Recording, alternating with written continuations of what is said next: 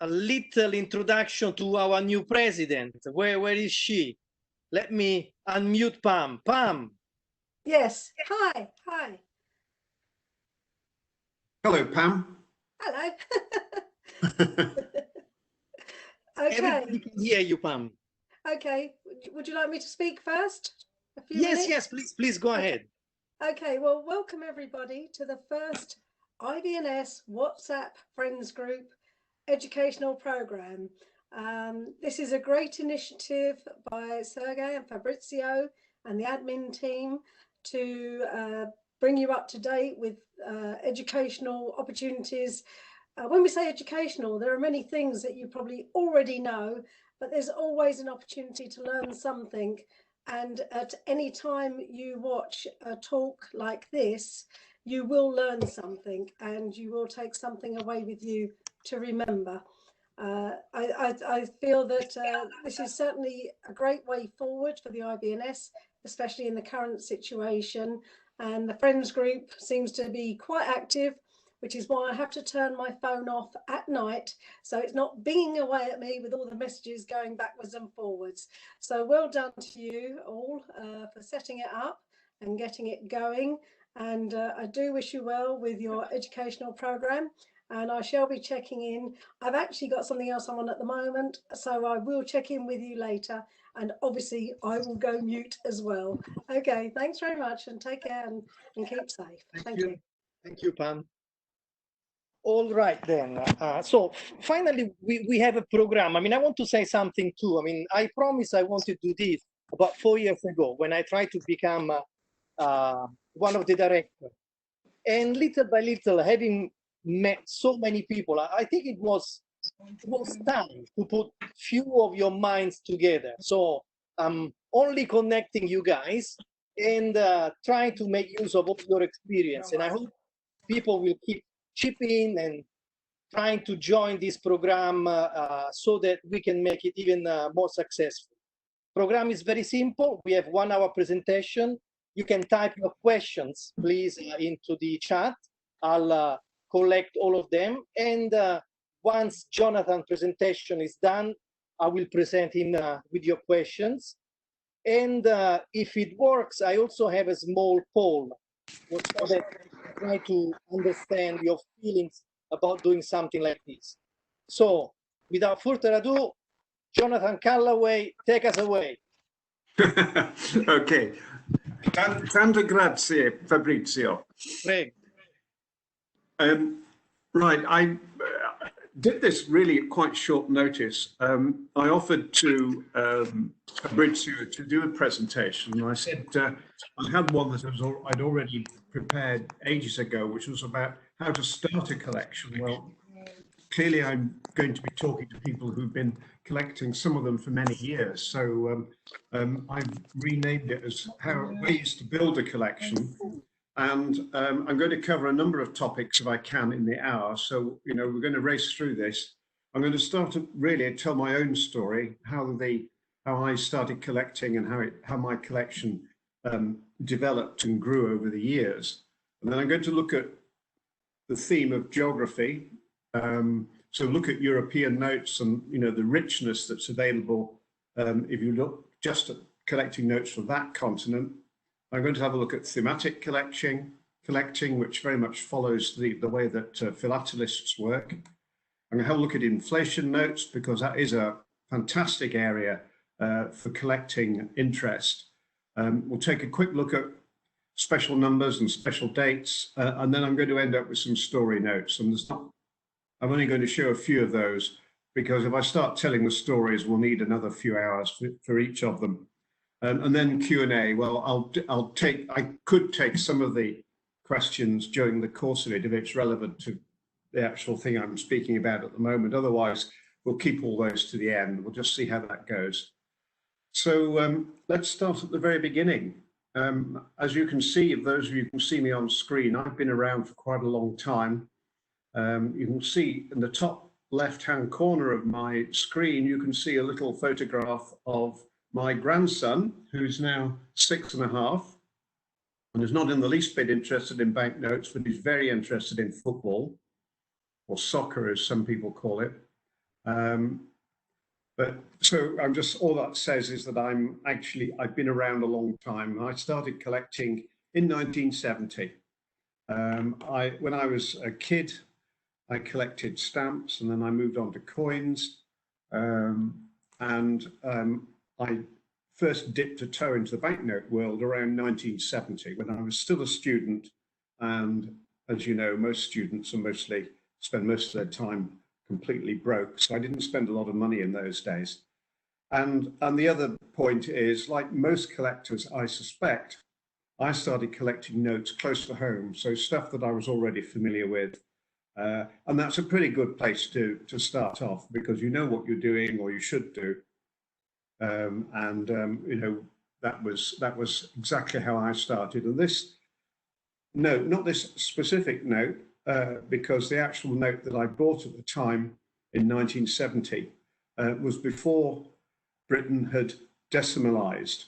And in those days, we had pounds, shillings and pence. It wasn't just pounds and pence.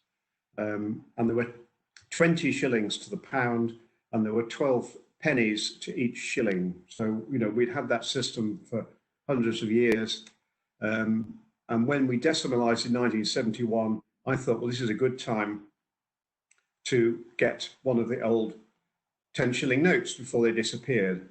And so this is the first, this type of note was the very first note that I bought, and I paid 12 shillings and sixpence for it, which is 62.5 pence after decimalisation, which is well under £1.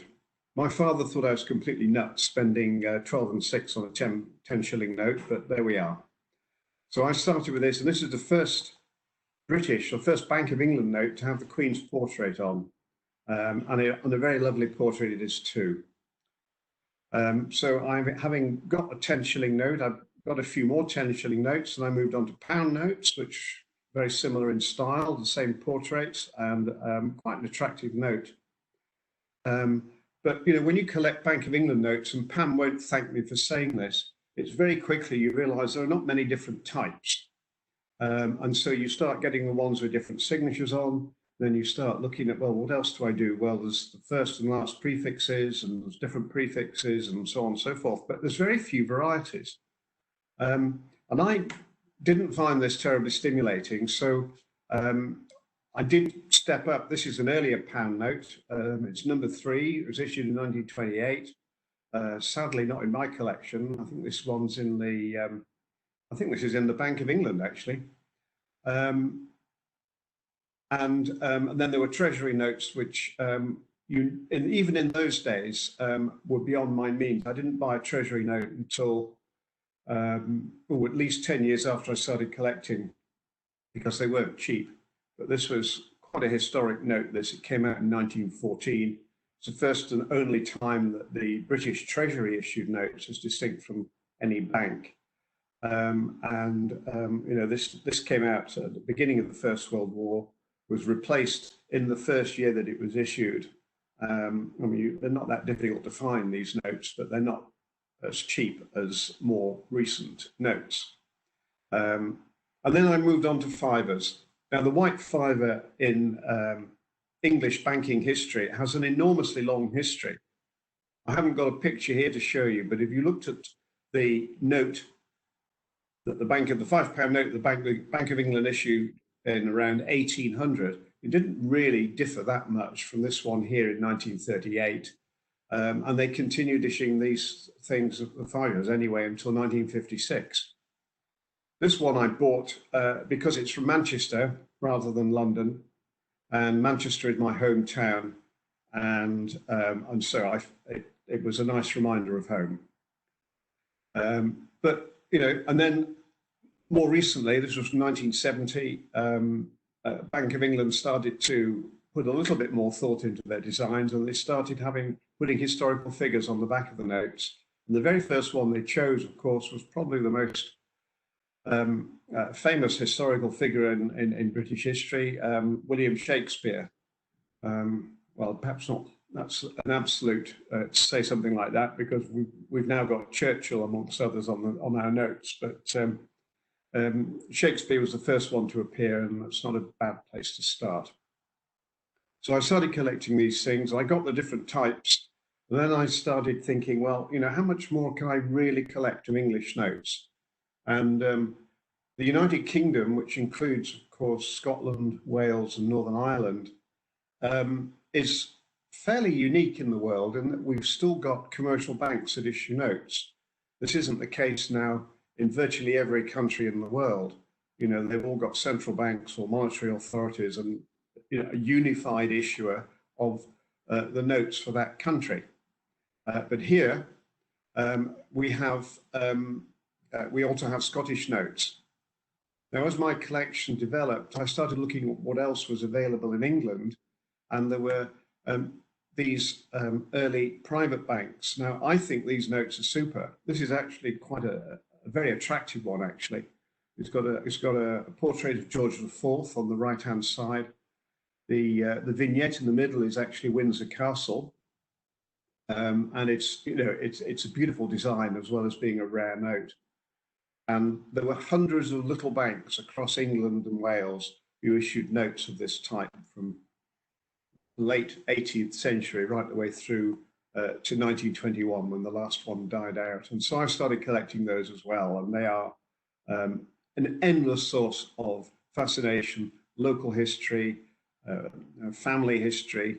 You know, a lot of the partners in these little banks turned out to be local business people and landowners and so on. And, you know, if you look at the local phone book or you walk down the high street of the town where these notes were originally issued, you probably see some of the same names over the shop fronts. So I find them very interesting. And then this was the last one, the very last private bank note in England was issued in 1921. And this is it. And this one actually is quite historic because they issued 27,000 of these notes over the lifetime of this particular bank from 1787 to 1921. And 27,000 notes in all those years is not very many. This is numbered 26,996, and it's the highest number you could get of this series of notes. Outside of the others are either in the hands of Mr. Fox or Mr. Fowler, the people who descendants of the partners, or they're in museums. So this one is a pretty unique specimen. Nevertheless, English notes became a bit of a sideline for me. Oh, and one more one I just want to mention, we have transition towns. And there's this one is a Brixton Pound. Brixton is an area in London, has a very interesting history, and they started their own local currency some years ago. And this rather psychedelic effort is an example of these transition town currencies which have sprung up all over England, Wales. There's even a couple of them in Scotland. So I've started collecting those as well. Now, I then moved on, because as I said, there are other parts of the United Kingdom, and in Scotland, I started looking at their notes. Now, these sort of pound notes, this is a 1950 pound note. In that year, there were still 7 different banks in Scotland issuing their own notes. And the pound notes, when I first started collecting these things, which would be, when did I move on to Scottish notes? I suppose the early to the mid 70s. They were very cheap. You know, if you had to pay £5 for a £1 note, you know, it was quite a lot of money. And so I started collecting those, and they're very picturesque. There's a lot of variety. Some of them are quite scarce, but they're all good looking notes. And this was one of the very first that I bought. The Clydesdale Bank still exists. It shortened its name. It's one of the 3 out of the 7 that's still issuing notes. And, you know, I found all these different Scottish banks very, very interesting to get into. And at that time, they just issued the very first catalogue, which was by Jim Douglas, which was the first catalogue ever of Scottish notes, and wasn't really fully replaced until 2018, when Dave Murphy and I managed to produce, with Pam West's help, a definitive up-to-date catalogue of Scottish notes, based in part, of course, on my years of collecting. So there we are, first Scottish note. Here's another one, quite a good looking note. This one's from 1968. And I started off with pound notes because all these notes are still worth face value. So if you're going to buy a £5 note, you've got to spend the £5 plus the numismatic value on top. And obviously that's the same for the 10s, 20s, 50s and 100s.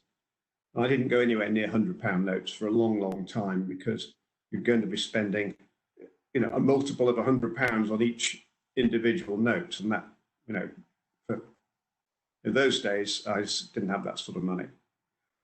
And here's another one. This is I think this is quite interesting for Scottish notes. This was the British Linen Bank was taken over by the Bank of Scotland.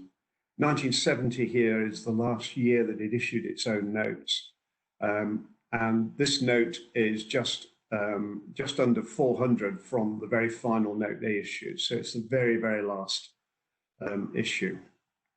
And they were the first bank to put a portrait of a famous Scot on the notes. And this is Sir Walter Scott, who was a very famous author. He's a bit out of fashion nowadays, but his notes, his books were extremely popular back in the 19th century. And of course, he was a customer of the British Linen Bank back in the day. So, you know, it made a lot of sense to have him on the notes. This bank only issued notes for 10 years. It was the National Bank and the Commercial Bank, two separate banks, and they merged. And as you can see, a lovely Scottish scene. The Forth Bridge is the railway bridge. This was the first note. I think the National Bank, sorry, was the first bank to put the Forth Bridge on their notes. The National Commercial, after the merger, continued that tradition. And there's quite a few much more recent Scottish notes that have the same bridge on them. It's been joined now by two more bridges, both road bridges, in all three together have very, very different architectural styles. And it's a spectacular view if you go to North or South Queensferry, which is where the narrow Forth is bridged. So as I say, these are attractive notes, and I find them very interesting. You know, compared to Bank of England, where you get a portrait of the Queen and not a lot else. I just find these things have just got so much more to offer. So I got quite heavily into Scottish notes, and I still collect them.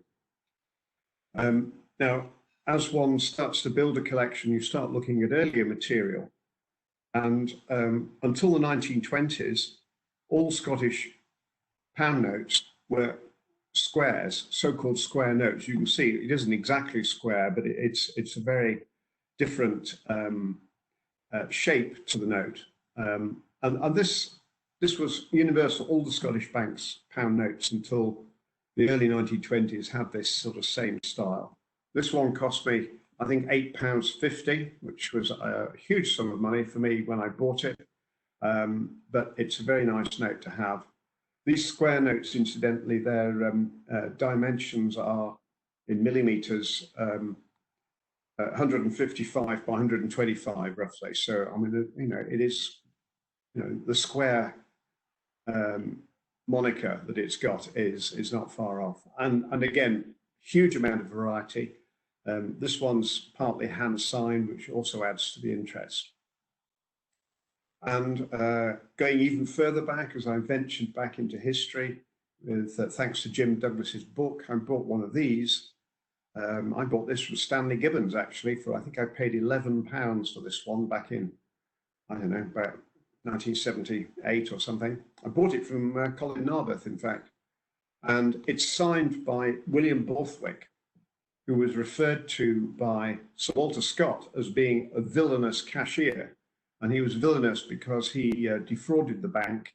The bank went bust, and he ran off. I think he ended up in America. And we never heard of him since. But it's nice to get one of these early notes in the style of the time and with his signature on.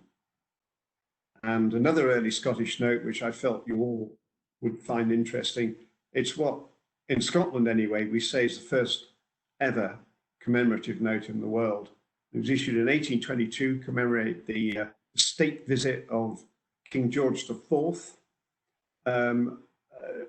visiting Scotland. And the vignette there is of him and the reception committee for him as he got off his boat at Leith, which is the port city of Edinburgh.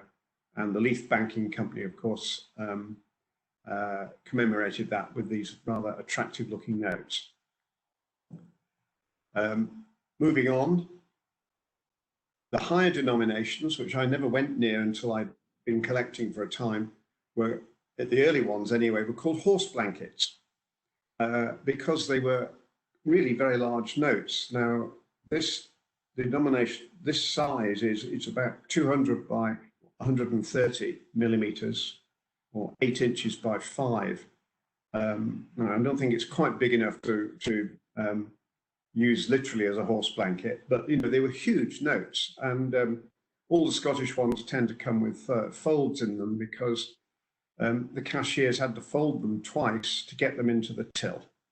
So if you've got a Scottish note of this age and of this size and it hasn't got the folds in, it's quite possible somebody's had a go at it with the iron. But these horse blankets are super notes.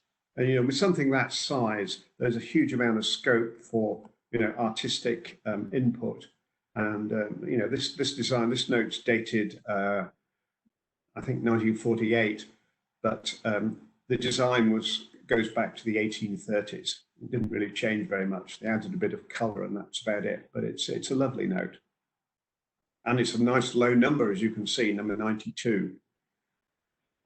So there we are, that's Scottish notes. And one last Scottish note, I think, which I thought you would like to see. This is the National Bank of Scotland £100 note. And I eventually did start getting £100 notes into the collection. And this is probably the most spectacular Scottish £100 note in terms of the colour and the design. And it's one of my favourite notes. It really is. It's a super example of a Scottish Victorian work of art, in my opinion. So I also started looking around, well, one more Scottish note. I picked this out because some people collect replacement notes. This is the earliest Scottish replacement note, dated 1970. It's a De La Rue production, so they use their Z identifier for the replacement.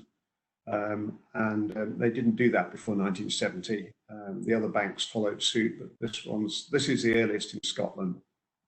In England, Bank of England, who produced their own notes, had replacements for many years prior to this, but in Scotland, this is the first one. I was quite pleased to get hold of this. Now, the British Isles and the United Kingdom includes Ireland.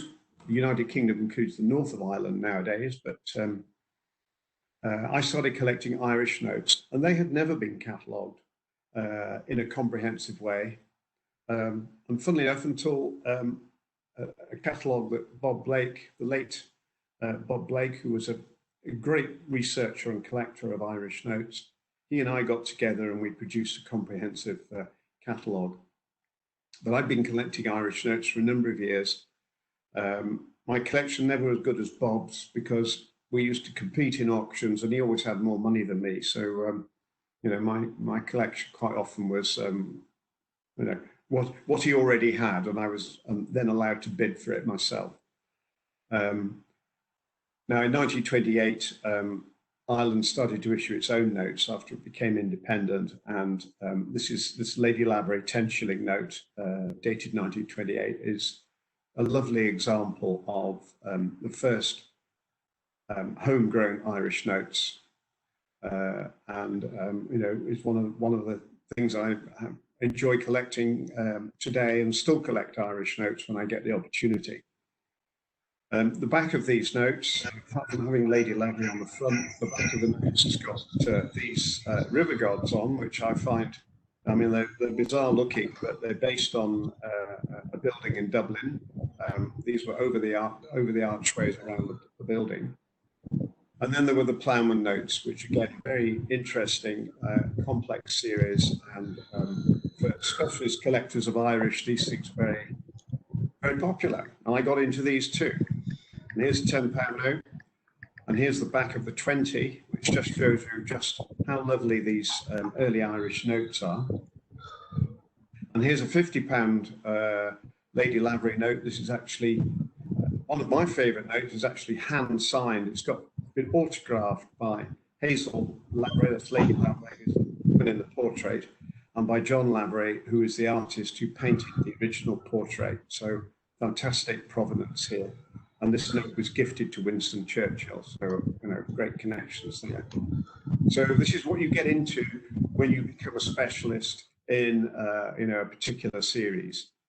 One builds the collection up incrementally. You start with the cheap notes, you get all the different types, and then perhaps you move on to the different signatures, and other minor varieties. But this sort of early Irish Free State legal tender note is just a wonderful, wonderful thing to be able to acquire. And that's the very last Irish note. I just finished my talk on this section anyway on the Irish series. This was issued in 2001, just before they adopted the euro, and as you can see, completely different design, but an attractive note. This was a £50 note. And 2001, no more Irish notes. They adopted the euro. Northern Ireland, of course, carried on issuing. This is a Northern Ireland note from 1929, which is when the separate Northern Ireland notes first came out. And they had never really been catalogued until I got to work on it. And some of these Northern Irish notes are very attractive. This is a Waterloo note, and it's quite difficult to get in decent grade, but this is one I managed to find. And then here we are today. They're still issuing notes in Northern Ireland, and this is an Ulster Bank. They just issued a polymer fibre, and they used a vertical format, which is still very unusual. Only one bank has done that before, which was the Northern Bank. A beautiful, innovative design with lots and lots of interesting features there, which you really need to, you need to get to look close up at the notes to get all that detail. And I find all that very interesting. So that's how my collection's built up. I still focus really on notes from the United Kingdom, so English, Irish, and Scottish. I have dabbled in Isle of Man. Here's a lovely government note with another super portrait of the Queen. And I've looked at other sterling issues. It is Guernsey. Now, a lot of people collect these notes because they're interested in wartime issues. German collectors like these notes because these were issued during the war when the Channel Islands, Jersey and Guernsey, were actually occupied by Germany. It was issued under German administration. So, there's quite a lot of competition when these things come up. And I think they're attractive little notes. This is, they changed their mind about denominations. 1 and 3 was the original. That's half a crown, which is an 1/8 of a pound.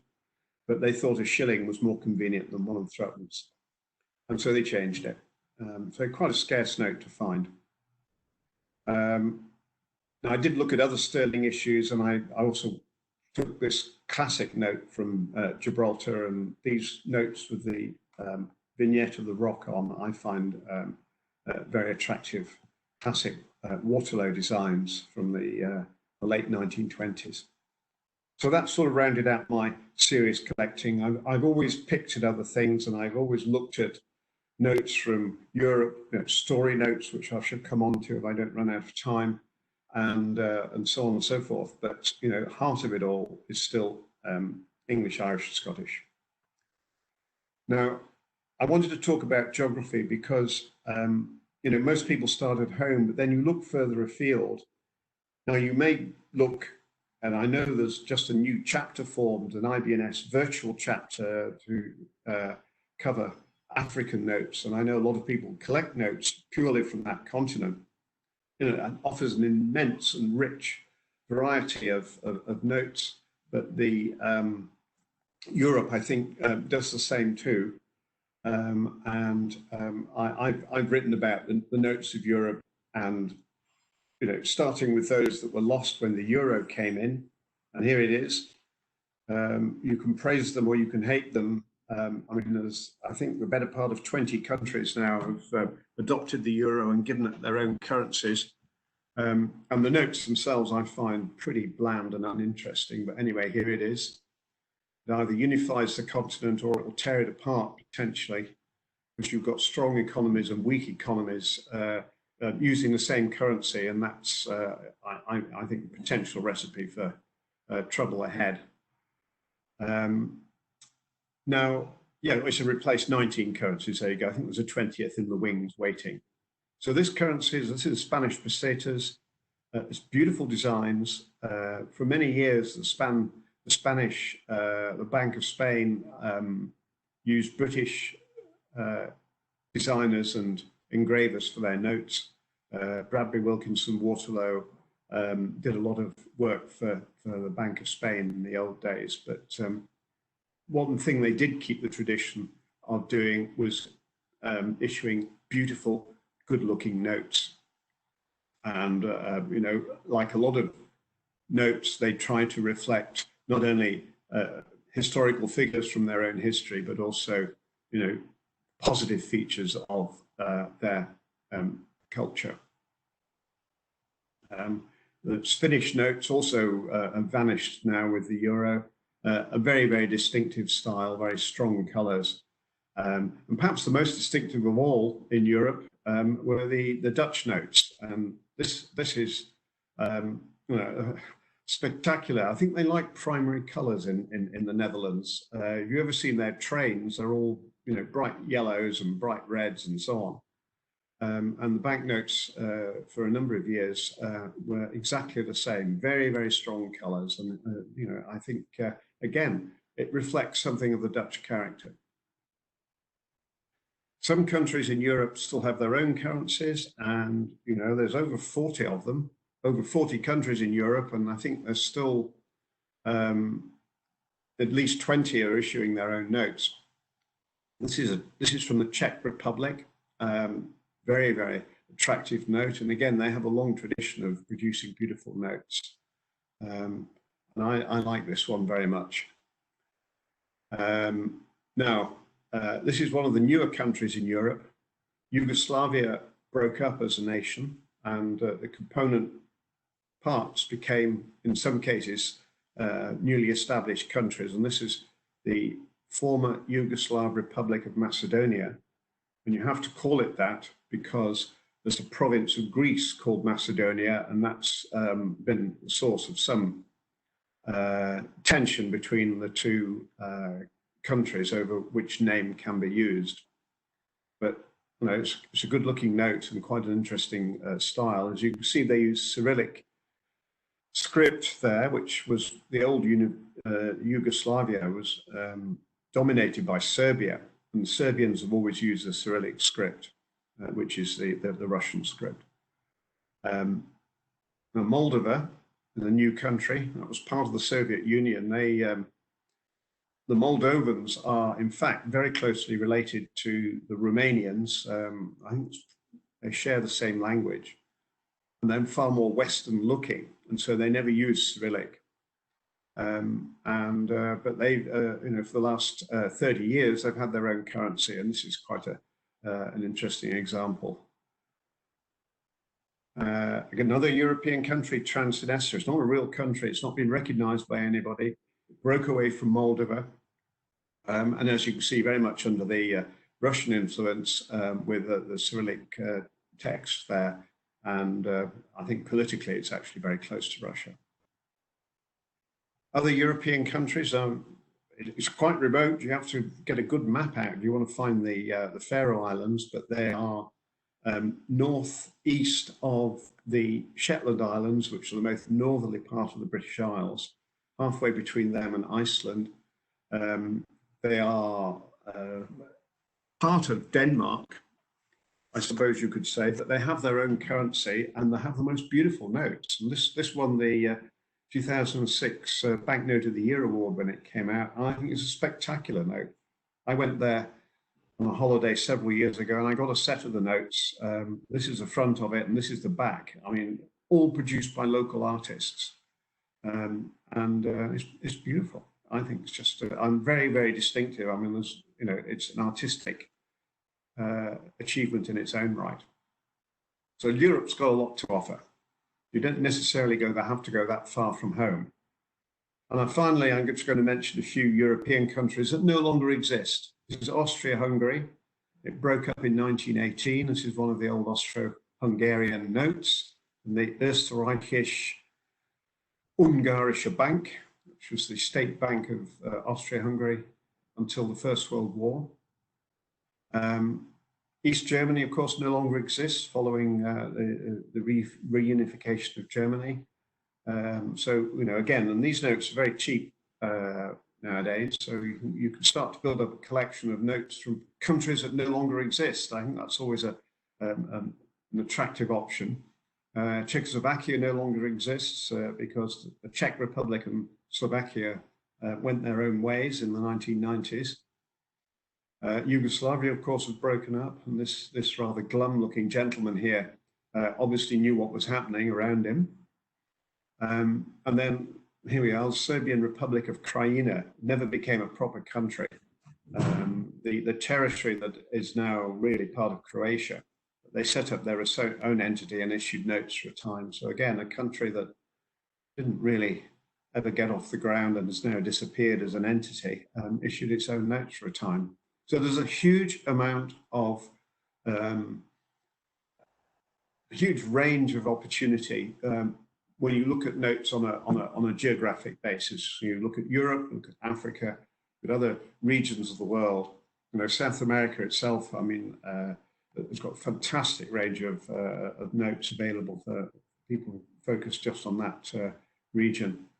Now I wanted to move on and talk about thematic collections.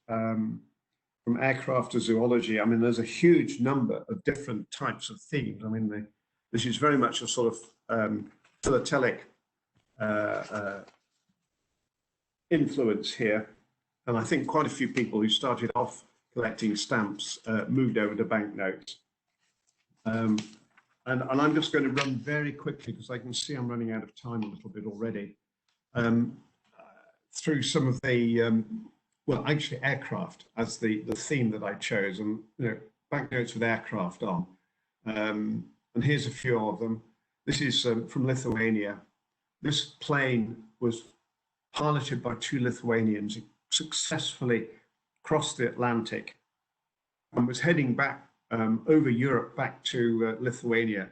When it crashed, it killed the pilots. But because of what they'd already achieved, they became national heroes in Lithuania. They're on the front of the note, the two pilots, and this is their plane. And if people want to know what sort of plane it is, I wrote it down. It's a Belanka CH-300 pacemaker. And I suspect there's not many of these planes around anymore. So it's a good looking note as well. And you can just see here the part of the path that the plane flew on. Portugal celebrated another this was the first crossing of the South Atlantic with this very flimsy looking aircraft here, seaplane. It was a Fairey 3 seaplane. This crossed the South Atlantic. It was the first plane to do so. It was a Portuguese pilot, and of course he's commemorated on this old Portuguese note. And this one I particularly like. This is a Concorde.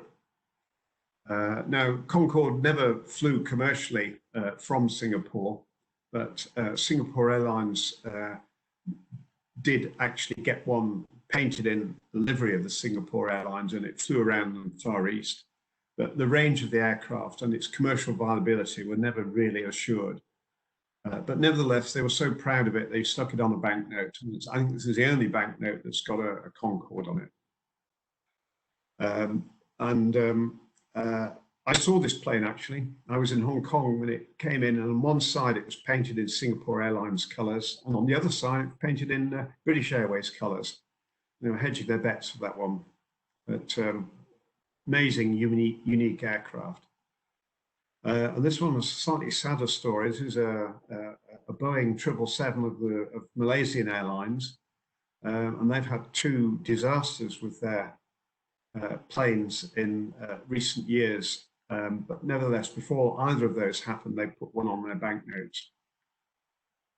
And here in Northern Ireland, back to Northern Ireland for a moment, the Bank of Ireland celebrated the industrial traditions of Northern Ireland. They had a lot of shipbuilding, so you can see the ship there, and a lot of linen manufacture, which you can see there from the rolls of linen.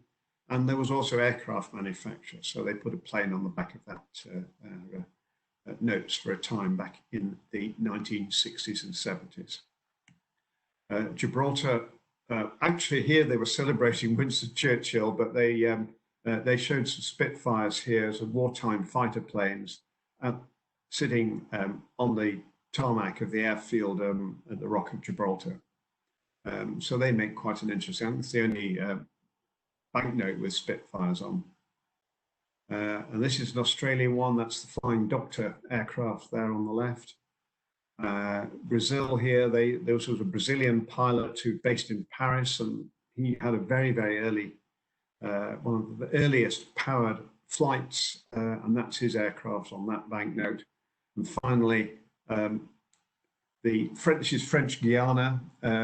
They started receiving regular seaplane flights in from America. This is a Boeing 314 Clipper. So again, quite a very rare aircraft, and a very, actually, I think a rare banknote as well, but well worth collecting if that's your thing. Now, I wanted to move on to inflation, and I know I'm short of time already, but yeah, a rich collecting vein. Inflation notes, yes. We don't have anyone after you, so you can continue as much as you like. Well, you may regret saying that, Fabrizio. But anyway, okay, I will continue. Be flexible, don't worry. Okay. So I'm going to show some inflation notes because I think this is, I mean, it's of interest not only for collectors, because the nature of inflation is such that you have to keep creating new banknotes with ever higher denominations.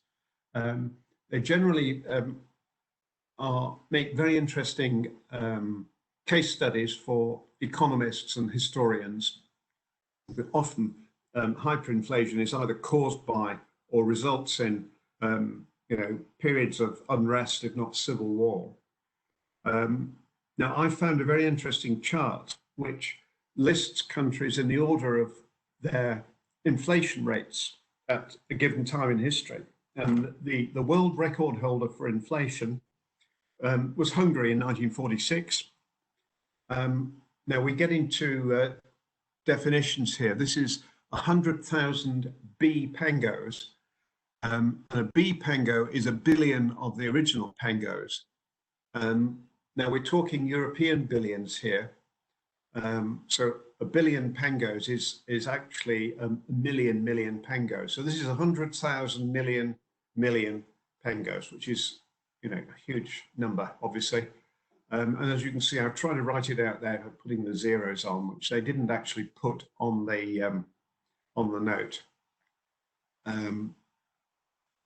So you've got, actually, I'm not even sure if I could add up the number of zeros here. 1, 2, 3, 4, 5, 6, 18. There's 20 zeros. If they put them on, there would have been 20 zeros on this note. So it's the world record holder for an hyperinflation note. And actually an attractive note, very cheap to find, and a great talking point. Now, the other great talking point is the runner-up in the global hyperinflation stakes, which is Zimbabwe.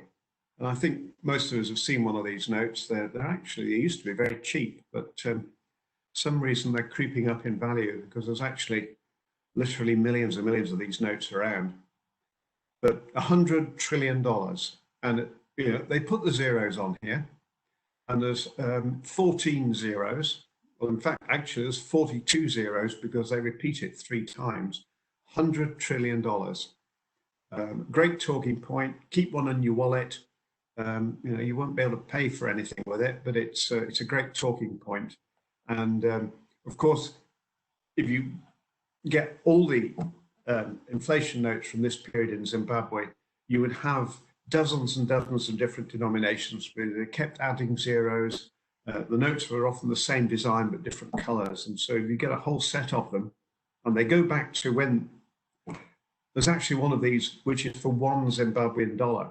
So they went from 1 to 100 trillion, which must be the widest range of denominations for any note type ever. But anyway, they didn't quite make it up in inflation terms as far as Hungary. I mean, if you look at the statistics, which I've written down here, in Hungary, at the height of their hyperinflation, prices were doubling every 15 hours. I mean, it's almost impossible to imagine that. Every 15 hours. In Zimbabwe, way behind that, it took 24.7 hours, so just over a day for prices to double there, at the height of their hyperinflation. So the next on the list is Yugoslavia. This is 500 American-style billions. And this was also more or less at the height of Yugoslavian inflation as the country was breaking up. Their prices were doubling every 1.4 days. So it's still a terrifying rate of inflation. Now, and again, it produces a lot of notes. They're all very cheap to get, readily available, and very colourful. And you can build up a collection of these sort of inflation notes quite quickly. Now, the next one down in terms of inflation rates is Germany. And these are famous too, of course, because Germany was one of the first countries to experience hyperinflation, certainly in the modern era. And this is 100 billion marks. This is the European billion, not the American one. So we're looking here at, again, we're looking at 14 zeros. So basically, that's the same as a Zimbabwe note, isn't it, in terms of the number of zeros if you wrote it out in full. But 100 billion marks, this was at the very end of the inflationary period in Germany. Their inflation rate in days was prices doubled every 3.7 days. But that worked out as a monthly inflation rate. Just get this, of almost 30,000%. So prices were going up 30,000% every month at the height of it. And it leaving behind a huge array of notes. And actually, it's beautifully engraved notes. I mean, engraving standards in Germany were extremely high. And if you look for the best engraved notes in the world, they would be, you look at some of the best engravings in France, in America, in Britain, Germany as well up there. And I think this is the image, incidentally, is Martin Luther, who was a pretty ugly fellow. I mean, he looked, they've captured the ugliness of the man in that vignette. Now, it's very beautiful, this note, actually. Now, this is, if you read the Greek, it is 100 billion drachma. I had an inflationary period just towards the end of the Second World War, sort of from about 1941 through to 1946. I had a steady rate of inflation. This is actually dated 1946, this note, so it's 100 billion drachma. And again, you've got the 14 zeros, although not all on the note. And it's an attractive note. Classical sculpture there has been depicted. So that was the next. Now the next rate down. Now this is only 50,000 bolivars, but Venezuela revalued a couple of times. So this note is dated 2006. Just after they had revalued with 1,000 old bolivars to one new one, and they were already up to 50,000 because the inflation rate was accelerating. And they had to revalue again, and at 100,000 to one. So 100,000 of these became one of the new bolivars. So their inflation rate, which is actually quite difficult to measure because the statistics that are coming out of Venezuela are extremely unreliable. The good news is that it has produced a lot of notes. They're obviously very cheap because face value is as good as zero. And obviously they had to produce vast numbers of these things. I mean, they were printing money faster than it could be spent. Now, as far as I can tell, prices were doubling in Venezuela almost every 15 days. So just over 2 weeks for prices to double, which I think is and that may be an underestimate. Nobody really quite knows. But the money, these notes, attractive though they are worthless. I mean, even a collector's got to pay a couple of dollars, I think, to get one of these. And this is what they did with them. I called it the magic money tree, but they were so disgusted with what was happening to their economy and to their currency that they made a tree here with banknotes dangling from it. And they've done that sort of thing in other countries as well, but I thought this was rather a nice picture of the scorn with which the people regarded the government's handling of the economy. Okay, now a very early period of inflation, and we're going back now to the French Revolution and the 1790s. They produced all these assignats. Now, a lot of this is 1,000 francs, which was already an inflationary amount. You can get these assignats, most of them are printed with black ink rather than the sort of reddish brown, orangey reddish brown here. They're still very cheap, most of them. Some rare varieties around, but they make a great collection in their own right, all from early 1790s through to about 1796, when they did they reconstituted their currency. And I'm not an economist, but what they did was all these, it says in French, hypothèques sur les domaines nationaux. So what they had actually done is they had taken out a mortgage on all the state property, which is basically all the land in France, and issued notes on the back of it. It was massively inflationary, and nobody really had a good enough understanding of economics back then to realize the result of that. I mean, technically, they were all backed by the land, but nobody could actually sell the land, and nobody could actually honor the notes when people said, well, can I have my money back, please? But very interesting, some lovely designs, very much worth attracting a collecting area in its own right, I think. Now, and France came in at that time, prices doubling every 15 days. So, they're slightly lower down the list. Now, the list of hyperinflation countries actually runs to about 30 or 40 countries at different times had massive levels of inflation. Most of the old Soviet Union countries had hyperinflationary periods. Russia itself had hyperinflation for a time as well. So, and I have a copy of an academic paper which studied hyperinflation and has this very interesting chart at the end, which lists all these currencies in descending order of maximum inflation rate. If that doesn't stimulate one's collecting interest, I don't know what will. So that's another theme that you can use if you want to start building a collection.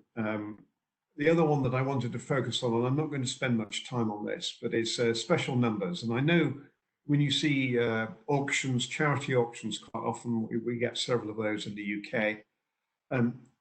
They pick the special numbers out of new issues, and some of them go for incredible sums of money. So some people collect by the number on the note, or indeed the date. Numbers are fascinating. They've never fascinated me quite the same way as some collectors. And even though I have got some numbers, notes with special numbers, I've never made a collection round or never collected them for their own rights, but some people do, and why not? So here's a number 1 note, just to start it off. This is the first Commonwealth of Australia note. It's the number 1 note. I believe it changed hands for a couple of $1 million at one point. It's probably worth rather less now. Because Australian collectibles, not just banknotes, went through their own period of hyperinflation. And of course, prices for a time were extremely high and were unsustainable. So I don't know what this note would fetch on the market today, but it would be an awful lot less than the millions that somebody paid for it.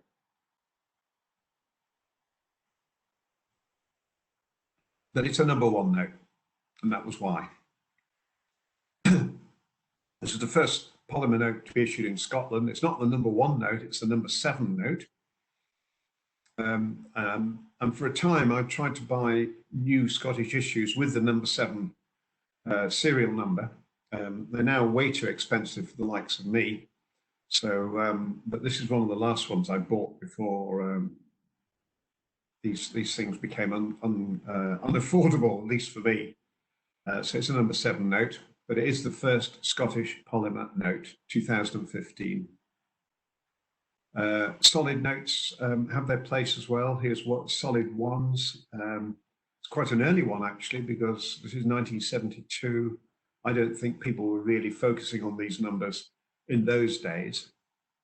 Maybe someone might keep one as a souvenir or something, or as a curiosity. But nowadays, in auctions, notes with interesting numbers, particularly solid numbers, can go for a lot of money. This one, I think, went in the charity auction. I think it was about £2,500. I think £2,500 or something like that for this note. It's all the 8s. Very, very lucky in Chinese culture, and you know, a lot of people collect notes with multiples of 8s in them, just because of the good luck that they can bring you. And it's a beautiful note, by the way. I think it'd be a contender for the 2020 Banknote of the Year. Certainly, if it hasn't been nominated yet, it soon will be.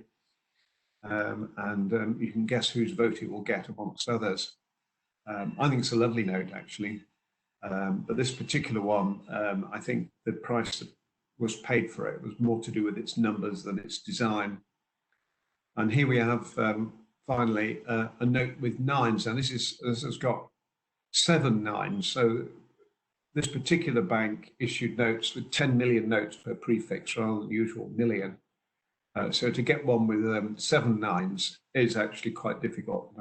This is actually in my collection. So I broke my own rule and decided I would have it for the number rather than the note itself.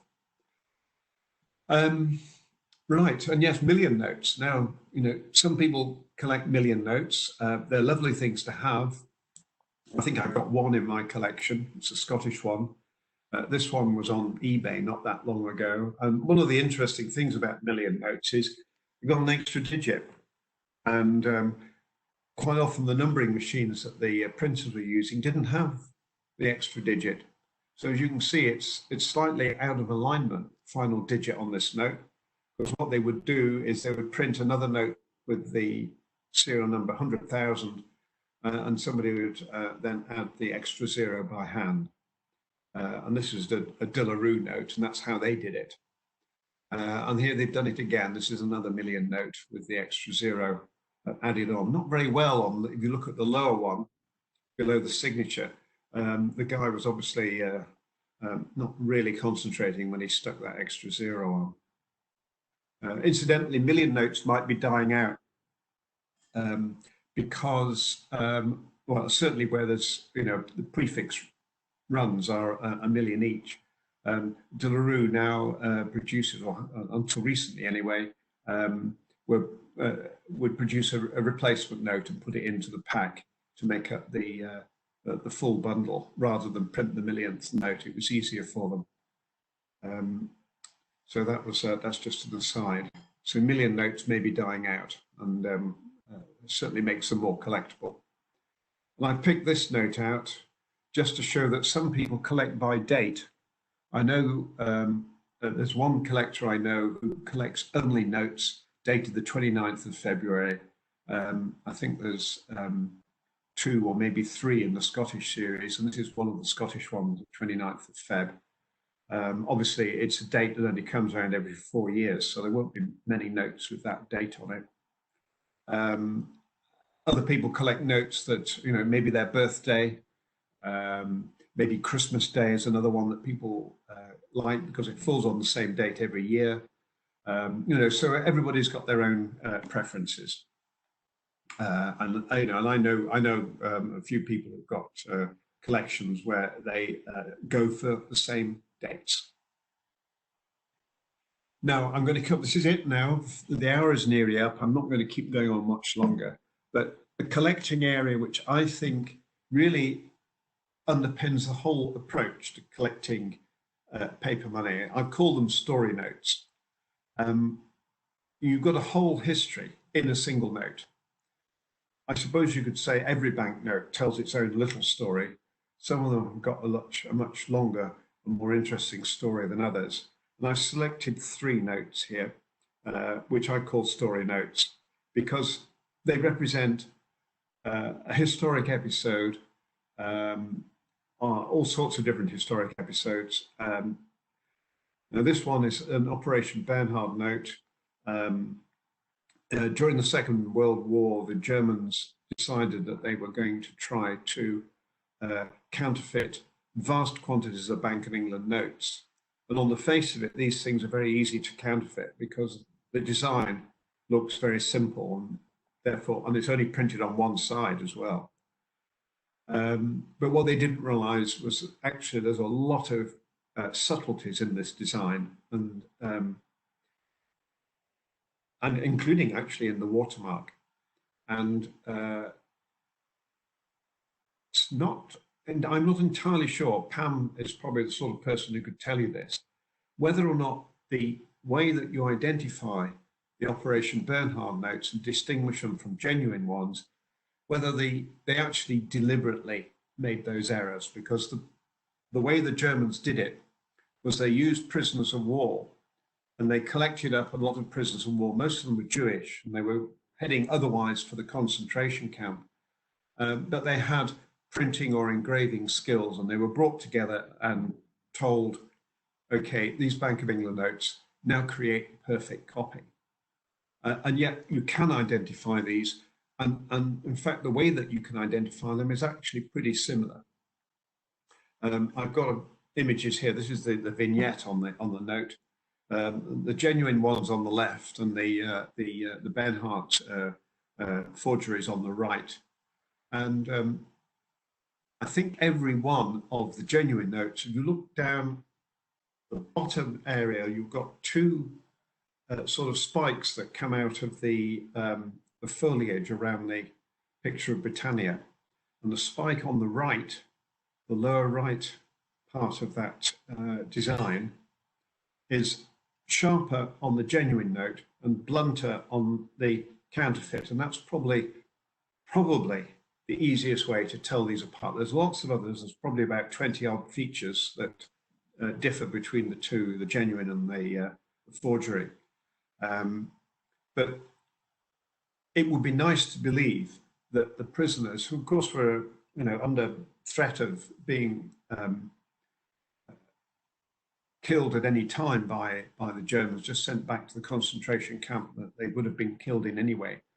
I think that they actually got their own back, in the sense that they made all these counterfeits identifiable. It's a fantastic story. Books, I think at least 4 books have been written about the Operation Bernhard. And I've got a few in my collection. I know other people try to collect these notes. And it's great. I mean, the Germans were very meticulous. They worked out the numbering system, the prefix and numbering and dating system of genuine Bank of England notes. And most of the counterfeits managed to fit into that system. And, you know, on the face of it, you look at a Bernhard note and you put it alongside a genuine Bank of England note, you've got, you know, it's quite difficult to tell them apart. I mean, Pam ran a very good session, and she's done it a few times, where people could bring their notes along, and she brings along genuine ones and counterfeits, and you've got to tell them apart, which is which, and you learn quite quickly which is how to do that. But on the face of it, they are as close as you'll get. So it's a great story. The good part of it is that the prisoners survived the war, and they survived to tell their story, which is not many concentration camp victims can say that. It's a super story. It's been filmed, I think, as well. I can't remember the name of the film now, but it has been filmed. Where a certain amount of artistic license crept into the screenplay. But the counterfeiters. Sorry? The counterfeiters. That's it. Yeah, thank you. Yeah, that's it. So one of the great stories of banknotes, everybody has to get a genuine one and a forgery, so they can tell the story to themselves or to anybody else who's prepared to listen. So I think it's superb story note. Now the second story I've picked is this here. The government of Poye, and as you can see, this note was issued by order of His Highness Gregor, the Cazique of Poye. Now, Gregor is a gentleman called Gregor Mcgregor, who is a renegade Scotsman who operated the.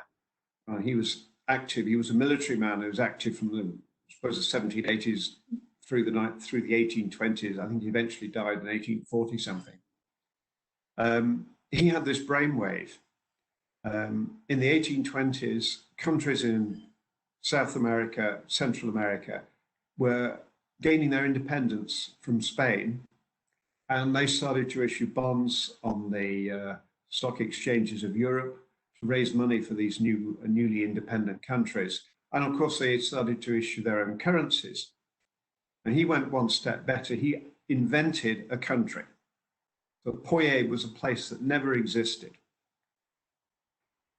He went to great trouble. He got someone to write a guidebook, which is a fantastic work of fiction. It looks like a genuine guide to the country of Poye, along with maps and other images showing this land of milk and honey. It's supposed to be in an area of Central America, which is now, I think, part of Honduras, or maybe Guatemala. I should know that, but I can't remember. But it's all invented. And he Gregor Mcgregor persuaded hundreds of his compatriots in Scotland to emigrate to Poye. He had ships pick them all up in Leith in the port of Edinburgh and take them out to Central America. And most of them sadly died in the malarial swamps that were there. Somebody was appointed the governor of the Bank of Poye, which was particularly hard luck for this banker, who turned out to be rather gullible because there was no such bank. A lot of these notes were printed. We don't think the printer ever got paid for printing them. I can't prove that, but it would be absolutely fit the story. And this is now a collector's item. These notes are quite rare. The bonds are easier to find than the banknote. And this particular one has got no signatures or anything on it. You do find these notes occasionally with signatures and dates, but as far as I know, all the ones that have been filled in have been filled in fraudulently, because the issued notes never circulated, self-evidently because there was no country in which they could circulate, and most of them never survived the swamps. They just were left behind.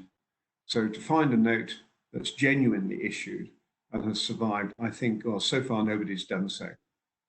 But it's an interesting story. A man who invented a country and defrauded and cost many people, defrauded hundreds and hundreds of people, cost many people their lives. But, you get one of these banknotes and you've got the story to tell. You have to get it alongside one of the bonds, of course, because the bonds raise hundreds of thousands of pounds on the stock market. And, he lived well off the proceeds. So, and the final note I'm going to show you, and this is another long story in itself, and one could go on about these, the story behind these notes for a long, long time. This is a genuine 500 Escudo, gold Escudo note from Bank of Portugal, issued in 1922. But a gang of fraudsters managed to convince the printers that they were legitimately representing the Bank of Portugal, and they ordered a lot of new notes of the same design. And they persuaded the printers not only to print identical notes, but to actually print them with the same serial numbers that had already been used. The idea was that they were going to not use them in Portugal, but ship them down to Angola. And they convinced the printers, who were very gullible, obviously. And getting one of these notes, getting one of the fraudulent notes, you can't tell them apart because they were printed from the same plates by the printer, the same printer. And the only way is that these were Waterloo notes. The only way you can do that is you have to look at the Waterloo plate letters, because at some point during the process, Waterloo felt they needed to renew the plates because so many had been printed, the original plates were showing signs of wear. And Waterloo have plate letters on their notes. And anyone who has a Waterloo note in their collection will find it. If you look closely, you'll find these tiny little plate letters. And they exist on these notes too. And most of the fraudulent notes have a series of plate letters that you don't find on the genuine notes. But there is an overlap. And even Waterloo's, when this whole scam came to light, Waterloo's sent a delegation out to Portugal to help the bank sort the mess out. Even they had trouble in some cases at differentiating between a genuine note and one that had been printed for the fraudsters, because the plate letters were actually the same, even if the numbers weren't. So it's a fascinating story. And if you're really fortunate, you get two notes with the same number, one fraudulent and one genuine. They very occasionally come up in auction that way, but because this story is getting better known all the time, that's quite an expensive investment. In fact, even the basic note is quite an expensive one to buy. But anyway, this is my note, and here's a close-up of the two areas that will help you identify whether it's genuine or not. Not conclusive, I have to remember that, but a very good indicator. If you look at the left-hand image, right down in the corner, you might just be able to see the plate letter N. It's in the little, inside the angle of the trefoil. It's just below the 500 to the lower left of the 500 number, just outside the design. And the plate letter N is conclusive evidence in this case that this note is not a genuine one. I've got something come on my screen now. During annotation, you cannot, I don't quite know what that is. That meant for me or not? Just either close or say okay or cancel, don't worry. And the other image, and I'm just finishing off now, the other image here shows the Waterloo printer's imprint down there, below the center of the note. For some reason, they started putting an extra comma in. Don't quite know why, but nearly all the notes, not all of them, but nearly all of them, with the extra comma after sons, which doesn't appear on the other notes, their earlier notes, nearly all of them are indicative of a fraudulent note. But they're not forgeries, these notes. They're printed by the same printer. So they are genuine in that sense. So that's my third story note. And I will now, I think there's only all I can, there we are. Any questions? Has anybody asked any questions? I haven't seen anything coming up. Then I kept track of few questions which people have been asking. So I'll ask them to you, and then we can see if anyone else has any more. So the first question was, who's the printer of the Lady Lavery notes? it's one printer only or several printers? They were all printed by Waterloos. So they've got the plate letters on as well. They were all printed by Waterloos until 1959, when the printer for the pound notes was taken over by De La Rue.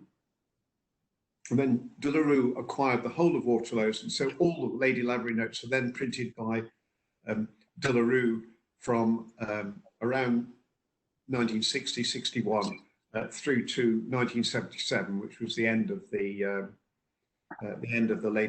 Lady Lavery series. I think towards the end, some actually have been taken over and were printed by the Central Bank of Ireland. Or sorry, yes, the Central Bank of Ireland printed themselves, took over responsibility from the from De La Rue. But yeah, for most of their lives, Waterloo were the printers of Lady Lavery's. The second question is: you show a specimen of Krajina which says master. Yes. But they are asking, wasn't that printed by Zin in Yugoslavia or Serbia? So why they would use a different language to specify specimen? Any idea? Yeah, well, when I saw that, I mean, Muster is the German for specimen. I think maybe that particular specimen note, maybe some of them were printed in Germany. That's the only thing I can do. I don't know beyond that, and that's really speculation, but I can't see any other reason why a German word would appear on that note if it hadn't been a German printer involved. All right, then I have these are not questions, where some people clarifying. Royal Bank of Scotland, the £20, has already been nominated for Banknote of the Year 2020. Okay, excellent. Well, all I can do is encourage everybody to vote for it when the time comes. All right, and then Pam commented on the Bernard note that she believes the errors were made on purpose by prisoners. On purpose, yeah. I think it's probably right, because the errors are consistent right across all the Bernhard notes. And of course, the Germans never realized that, which was very, very brave of them, because if the Germans have ever found out, they would have eliminated the people involved. So, it was a brave and a courageous thing for them to do. Right. Can you show again the 500 escudos, the slide with the plate N and the comma, because some people can't see properly. Okay, hang on a second.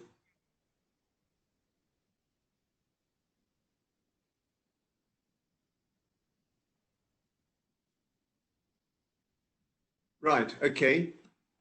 Well, I can't point to it because I haven't got...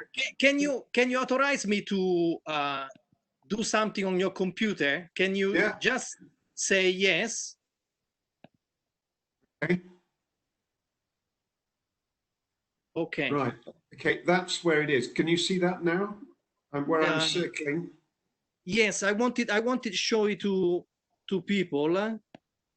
That's where the plate letter appears. That's it, exactly there. That's the plate letter. Yeah. So it's in the same place on all the notes. So that's where you would go to first. And the plate letters A to H, nearly all the notes with A to H will be genuine notes. And then plate letter I through to P, nearly all of those will be fraudulent notes. All right. Yeah, now they're confirming they can see the plate letter N. Yeah. The last question I have, you mentioned a book on hyperinflation. Yes. What was the title? Well, it's not a book, it's an academic article. What I can do, Fabrizio, I can send you either a copy of it as a PDF or as a link to where you can find it online. Okay? And then we can send it to people. I will share it with everyone. Yeah. I don't have any more questions from the chat, but I don't know if anyone wants to ask something. I'm unmuting everyone. Yeah, Jonathan, Bruce here. So if anyone has a question for Jonathan, he can try to answer live. Jonathan, Bruce here. Hi, Bruce. Can you hear me okay? I can hear you fine. Yeah. Yeah, just a couple of comments and a question. I'm sure you've noticed on the IBNS forum, there's lots and lots of discussion about motivation for collecting banknotes. And observation that I've made, and I think several other people have also noticed, and I think it's probably reinforced by your talk as well.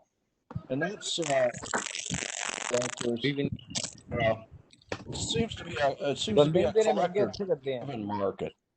Whereas if you look at the U.S. Sorry to interrupt. I can't really hear you properly. Fabrizio, could you mute everybody except Bruce because other noises coming through?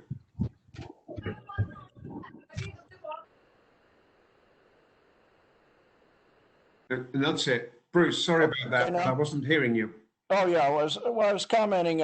You've noticed on the IBNS forum, there's been a lot of talk about what motivates people to collect banknotes.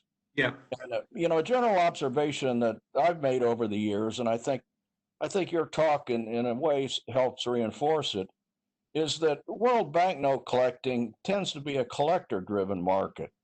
Whereas you look at the U.S. market, for example, U.S. banknote collecting, that's very much an investor-driven market in the sense that the higher value notes are investment pieces. And people get involved that really don't collect banknotes, like hedge fund managers can get involved in collecting U.S. banknote. And consequently, the prices rise and it affects all banknotes. But it's primarily an investor-driven market in the U.S. and collector in world banknotes. Would you agree to that? Yeah, I think that's right. I mean, I think the Australian example is interesting because there was a change in regulations in Australia, and you could buy collectibles and put them into a pension fund. There were tax breaks for making those investments. And so that sort of drove the collector market, and suddenly investors and speculators piled in. And there was this sort of inflationary bubble in terms of the pricing. I mean, that collapsed. I mean, I don't know whether that would happen in the States, but that's the sort of thing that happens when you've got an investor-driven market. It's happened in coins. I mean, going way back now to the 1980s, there was a huge inflationary bubble in coin prices, and it fell back because there was a recession. And they have recovered, or at least some of them have recovered in more recent years. But I think it's always dangerous, and I think that's one of the real attractions of many banknotes, of many markets that collect banknotes, is that it is driven by collectors. And so the supply and demand is, the more collectors you get coming in, actually quite often it means you get more supply at the same time, because more dealers think, oh well, there's a market there, I better get hold of another pack of 500 because I can sell them. And so that tends to keep prices more stable, and it also tends to make a lot of these notes more accessible for general collectors. And I think there's so much educational value in these notes, because every banknote, as I said, every banknote tells a story. It may be a very small, short story in some cases, but they all tell something. And most countries now, when they issue their notes, they put on national symbols, they put on famous historical figures from their own histories, and so you learn quite a lot from the banknotes of the country that you're collecting. Scotland does it. There's a lot of Scottish historical figures on Scottish notes, and incidentally, we have never seen a Scottish banknote with an English person on it. They're very conscious of their own national identity. So yeah, I mean, I think there's a huge amount there, and I think it's great that it's a collector market and not an investor market. Well, a corollary question, if you will. You think this difference in the markets is a reason why, in fact, there are people who generally collect world banknotes? There are very few that collect U.S. banknotes. So do you think there's a investment versus collecting interest there, or why do you think that's the case? I mean, I have my own ideas, but Well, I think for people to collect world notes, it's easy enough to get a catalogue of American notes, but I think people are put off by the prices. Plus the fact that it's a sort of self-contained market. Most collectors of American notes are people in the US or Americans abroad, but there's not many non-Americans who collect American notes. I mean, I know there are some. I mean, I know there's a good friend of mine in Scotland that's got quite a good collection of US notes, but I think it's probably driven as much by pricing as anything else. I mean, you're never sure if you're going to spend a couple of $100 on an American note, whether you're really going to, you're spending your money wisely. Particularly if you can get 10 notes from 10 different countries for the same price. Agreed.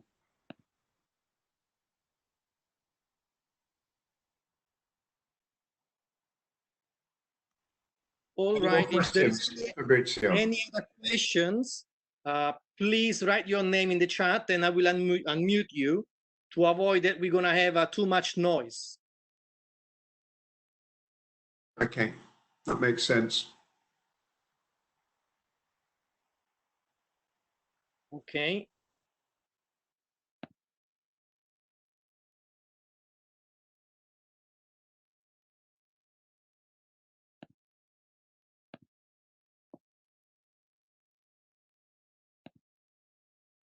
Vignesh?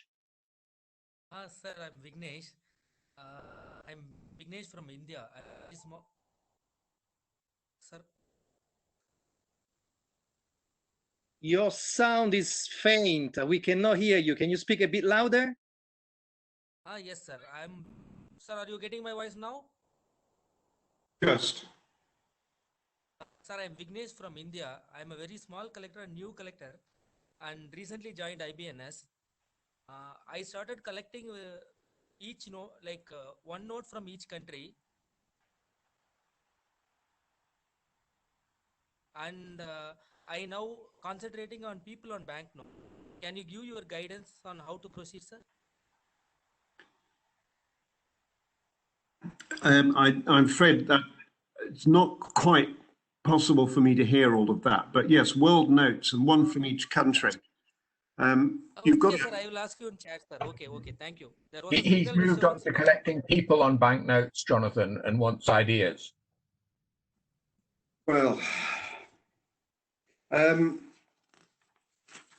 yeah, that's a very good question. I think, I mean, there's an almost infinite number of ideas and ways of doing that. If you want to collect, I don't know, if you look at, it's difficult really, because each country will have its own approach to putting individuals on their notes.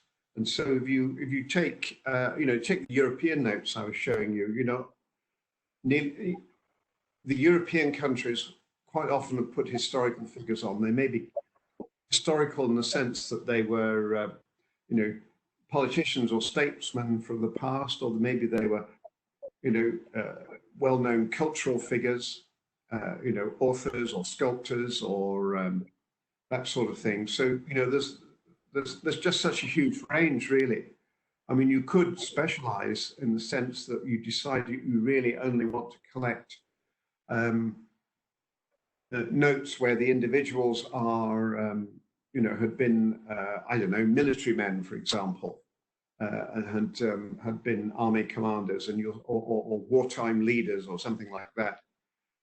But there's so many different ways of doing it. It's very difficult to know how to answer that any further. Hello, Jonathan, can you hear me? Yeah. Hello, this is Jaime Sanz. Fine. Sorry, just to add something to the question that Vignesh was asking. There's a book published by Ibrahim Salem called Banknotes of Destiny, which I know that Pam is trying to get onto the IBNS website somehow, which precisely publishes sort of a history of banknotes through some of the people portrayed on them. And I have maybe a couple of hundred characters reflected in this book, with a lot of history on them, and the banknotes from different countries where these people were portrayed. I think it's a really nice book if Viñes can get a hold of it somehow to guide on how to collect by people on banknotes. Okay, well, if that becomes more easily available, that will be probably a pretty good source, because even if you don't just go for the notes that the book focuses on, it will stimulate you and give you ideas about which way to develop your collection, because there are so many so many ways to do this. Only you're limited really only by your own imagination. And another thing I remember many years ago talking to I was talking to Colin Narberth, as it happens, and he says, well, collect whatever you want. He says, if it interests you, it's likely to interest other people. So, I mean, he was talking about more than just banknotes, but, that's very true. If you just look within the world of banknotes, you start collecting, you take all the different things I've been talking about. You collect by country, or you collect by, a theme, banknotes with animals on, banknotes with birds on, all these different things. If they interest you, they're going to interest other people. And there's so much variety. So many countries have used their wildlife as a source of inspiration on their banknotes. It's particularly true actually in African notes. I mean, the number of African notes I've seen with elephants and lions on, and gorillas and all the rest of it is remarkable. But if you're interested in zoology, or you're interested in bird life, banknotes can provide a huge range of material for you to collect. Jonathan, can I ask you to stop sharing your screen? Yeah. Yes, do. I don't know how to do that. You have to do it. Do I have to do something? Close the presentation. Stop sharing. Yeah, okay. There you go. Okay. Right, now I can see all the chat, and I can see all the people who have bravely been listening for the last hour or so. Any other question, or we close the session? Well, sorry, somebody's just put I have a Mark. Mark wants to ask a question. Hold on a sec. Let me open Mark. Yeah, okay. Mark, please go ahead. Hi, good evening, and thanks for your talk. It was really good. I just wanted to ask you a specific question. I know that everybody in this chat group would have a different answer to it, but I wanted to know, when you go by collecting countries, for example, you mentioned Scotland. Once your collection starts to build, what strategy do you use to build it further? Do you go by sets, or do you go specifically for all in one series, or signatures, or do you only pick the ones that you like, etc.? I know everyone, like I said, has their own answer to this, but I just wanted your thoughts on it. Well, specifically with Scotland, I did it by type, because there's actually so many different types of notes. I mean, there were so many banks. In 1900, there were 10 banks issuing notes.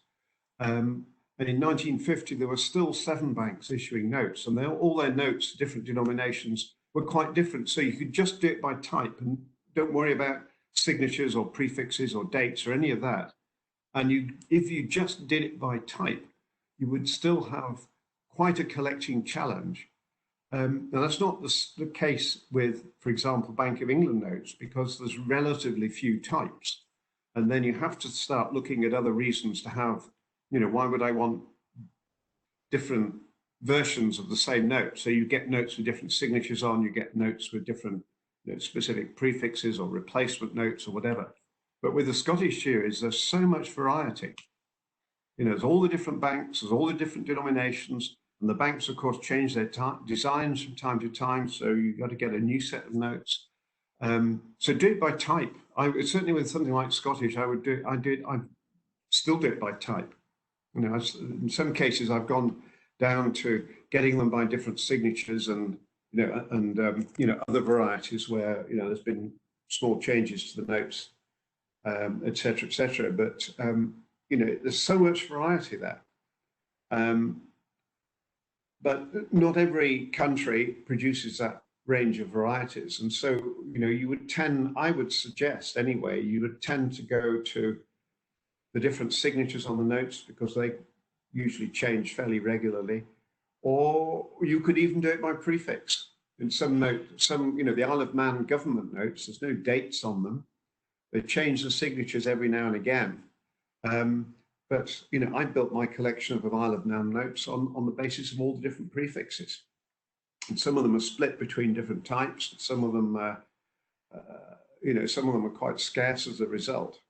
And they're lovely notes anyway. So any excuse to get another one, basically. Just one more addition to that: as your collection grows and you gain more knowledge about the subject and the country, do you then try and seek out the rarer notes first, or do you just let it grow organically? Well, that's in the case of Scotland, I have acquired a number of quite rare notes over the years. I mean, it's driven a little bit by price because other long-time collectors will have the same gaps in their collection as I do, and when a rare note does appear in auction or a dealer gets hold of one, there's going to be a bit of competition. So I will get the rare notes certainly if I can get hold of them, but every now and again one comes up and it's just too expensive, and so I just have to let it go. In a way, with the Scottish series, because of just this enormous variety, nobody can ever have a fully comprehensive collection because some of the rare ones, there are only enough to go round. There's far more collectors after them than there are notes available, so not everybody can have one. So I have quite a few gaps in my Scottish collection, even now after all these years, and some of them I may never fill. Thank you for your thoughts. Pleasure. All right, so we reached the limit, 90 minutes, a little bit over. So I'm going to close the lecture, and Jonathan, I'll send you a small certificate of appreciation, which I designed myself, just to say thank you. I want one that's a rare variety of certificate, please. So.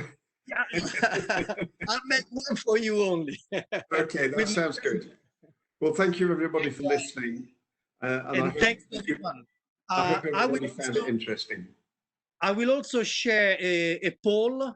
Somehow I was unable to do it here, so I will share it through the forum and WhatsApp. So give me some ideas on how to carry ahead future lectures. And once again, Jonathan, thank you very much. And thanks to everyone for joining today. It's been my pleasure. Thank you. Bye now. Bye, guys. Bye-bye now.